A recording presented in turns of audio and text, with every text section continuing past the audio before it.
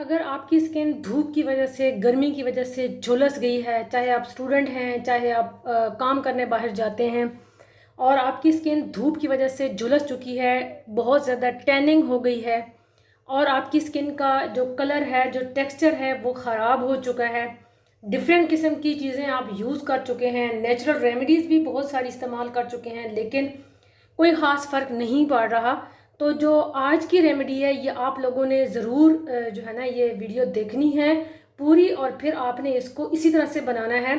अभी मैं ख़ुद कुछ दिनों के लिए गई हुई थी तो नॉर्दर्न एरियाज़ की तरफ, तो वहाँ से जब वापस आओ तो बंदे के जो हाथ पाँव और मुंह होता है ना, लगता है कि बंदा पता नहीं कहाँ से वापस आ रहा है। कि ठंडे एरिया में जाते हैं लेकिन वहाँ पता नहीं क्या होता है, जब धूप में निकलते हैं बाहर तो सन टैनिंग बहुत ज़्यादा हो जाती है, यानी इतनी ज़्यादा हो जाती है लिटरली आपका फेस, आपके हाथ पाँव जो है ना वो लगता ही नहीं है कि वो आपके अपने हाथ पाँव हैं। ठीक है, तो मेरे साथ भी कुछ ऐसा ही हुआ।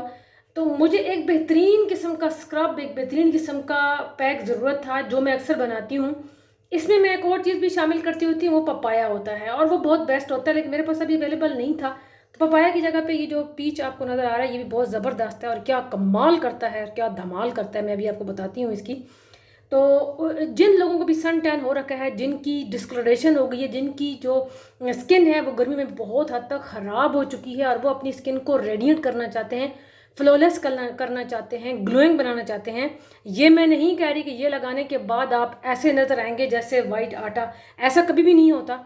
मैं आपको पहले भी समझा चुकी हूँ कि आपका जो अपना कम्प्लेक्शन होता है वो सबसे प्यारा होता है। ठीक है, जो आपका कुदरती नेचुरली आपका कम्प्लेक्शन है वो सबसे प्यारा है। हाँ, आप उसको 1-2 डिग्रीज, 1-2 शेड ऊपर नीचे कर सकते हैं, वो भी आप अगर आप अच्छी चीज़ें इस्तेमाल करते हैं तो, होम रेमेडीज़ इस्तेमाल करते हैं तो। अच्छा, मैं एक बहुत वेल नोन डर्माटोलॉजिस्ट हैं उनके पास भी गई, मैं आपको ये हकीकत बता रही हूँ, अपनी मदर को लेकर गई थी। तो उनके पास मैं गई, डर्माटोलॉजिस्ट के पास। जब उनसे मैंने पूछा कि मैंने अपना बताया किस तरह से मैं जो है ना वो हर्बलिस्ट के तौर पर काम करती हूँ, मैं रेमेडीज़ बनाती हूँ, मेरा अपना मतलब सैलून है, मैं स्किन के ऊपर काम करती हूँ, बालों के ऊपर काम करती हूँ। उनसे मेरा इंटरेक्शन काफ़ी अच्छा हुआ। मैं ना नाम ले सकती हूँ उनको और ना मैं हॉस्पिटल का बता सकती हूँ आपको, लेकिन आपको समझ जाना चाहिए कि कौन सा हॉस्पिटल होगा और डॉक्टर्स कौन होंगे। तो मैंने जब उनको रेमेडीज़ का बताया तो उन्होंने मुझे ये कहा कि आप अपनी मदर्स को भी रेमेडीज़ ये वाली यूज़ करवाएं और रेमेडीज़ आप ज़रूर यूज़ करें। ये खुद उनके अल्फाज थे, क्योंकि वहाँ पे रिकॉर्डिंग की परमिशन नहीं होती, इसलिए मैं उनकी वो वर्ड्स रिकॉर्ड नहीं कर सकी थी, क्योंकि मैंने उनसे परमिशन भी नहीं ली हुई थी। और उन्होंने मुझे ये कहा कि अगर आप रेमेडीज़ यूज़ करते हैं तो इसका अगर फ़ायदा ना हो तो इसका नुकसान भी नहीं होता।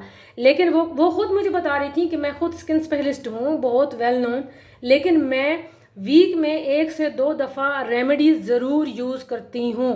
गाइज़ आप सुन लें ये मेरी बात, तो ठीक है। तो उसके बाद तो मेरा जो, खैर मैं तो बहुत टाइम से काम कर रही हूँ इन चीज़ों के ऊपर, मुझे पता है कौन सी चीज़ किस तरह से काम करती है, लेकिन मैं आपको एक हकीकत बता रही हूँ कि जो मैंने वहाँ से ऑब्ज़र्व किया।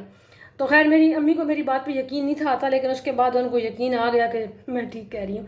तो चलिए ये जी मिलते हैं कि हमने ये कैसे बनाना है और हम इसको कैसे यूज़ कर सकते हैं, कब बनाना है, कितना बनाना है, चलिए ये देखते हैं। वेलकम गाइज, मैं हूँ हिजाब और अभी मैं आप लोगों के साथ शेयर करूँगी कि आप एक आड़ू से और एक आधा सा केला आपने इस्तेमाल करना है और आपने इस जो पीच है ना, जो आड़ू है, इसकी बस आपने 2 स्लाइस इस्तेमाल करने हैं। ठीक है, अभी हम इस केले को भी जो है ना वो जहाँ से छील लेते हैं, छिलका इसका इस्तेमाल नहीं करना, सिर्फ इसका अपने अंदर से वो पल्प है वो इस्तेमाल करना है।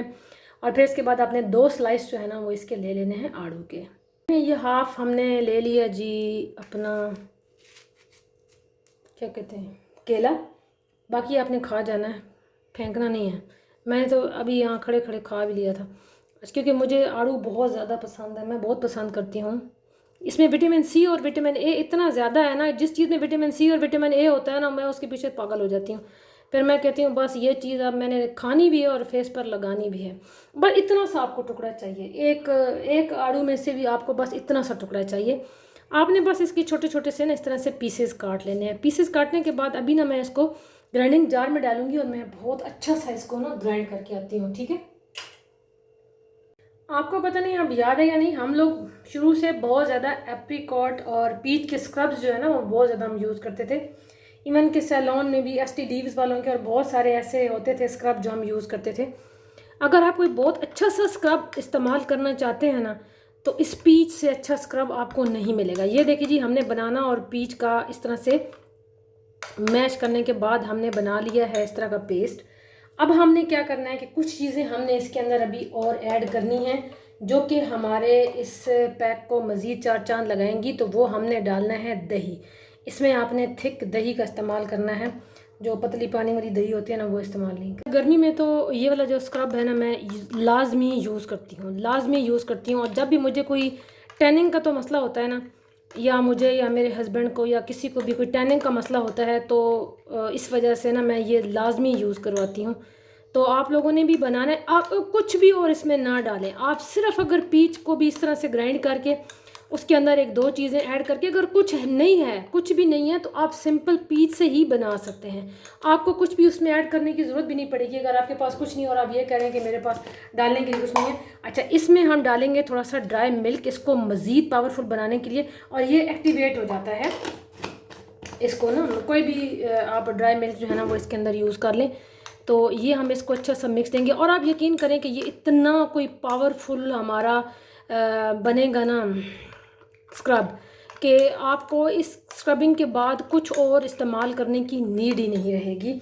अब चूँकि सन टैनिंग है और हमने उस टैनिंग को भी भगाना है, तो हम ये एक छोटी सी जो पुड़ी है ना, आप इसके अंदर बेसन, चावल का आटा, सादा आटा, मसूर दाल का पाउडर और उसके बाद क्या होता है ओट्स पाउडर, कुछ भी डाल सकते हैं। लेकिन चूँकि मुझे टैनिंग का इशू है और मैं स्पेसिफिक टैनिंग के लिए ये बना रही हूँ, तो और ताकि जो स्किन है इससे वाइब्रेंट भी हो, लाइट और ब्राइट भी थोड़ी सी हो जाए, और जो टैनिंग हो रखी है वो भी ख़त्म हो जाए, और स्किन में जो ग्लो है ना वो वापस आ जाए। तो क्योंकि मुझे अपनी पुरानी वाली स्किन चाहिए, जो पहले वाली मेरी अपनी स्किन है, मुझे बस वही चाहिए। तो अब घूम फिर तो लिया, अब हिसाब भी देना पड़ेगा ना, स्किन को भी तो हिसाब देना पड़ता है ना फिर। तो ये रहा जी हमारा एक बहुत ही बेहतरीन किस्म का जो मैजिकल हमारा स्क्रब है पीच का, वो बनकर तैयार हो चुका है।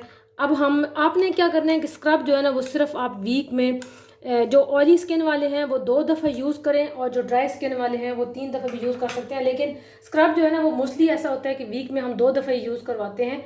लेकिन चूँकि मेरी तो ड्राई स्किन है, इसलिए मैं चीज़ें इसमें ऐसी डाल देती हूँ कि मैं 3 दफ़ा भी यूज़ कर सकती हूँ। आप इसको बना के रख नहीं सकते। आपने जब लगाना है ना, आपने जब यूज़ करना है, तो आपने इसको बिल्कुल उसी टाइम ही बनाना है। तो ये आपने क्या करना है कि सबसे पहले आपने इसमें से लेना है। लेने के बाद आपने अपने स्किन के ऊपर इसको तकरीबन 10 मिनट्स के लिए मसाज देना है, 10 मिनट्स के लिए, लेकिन हाथ होला रख के, ठीक है जी। ये इतना माइल्ड है कि ये कोई गड़बड़ नहीं करेगा आपकी, क्योंकि इसमें केला है, आपकी स्किन को हाइड्रेशन देगा। इतने प्रोटीन है इसके अंदर मिनरल्स हैं, इसके अंदर कैल्शियम है, इसके अंदर विटामिन ए है, विटामिन सी है। तो और आप क्या चाहते हैं, मुझे ये बताएं। यही तो आप हमारी स्किन चाहती है हमसे।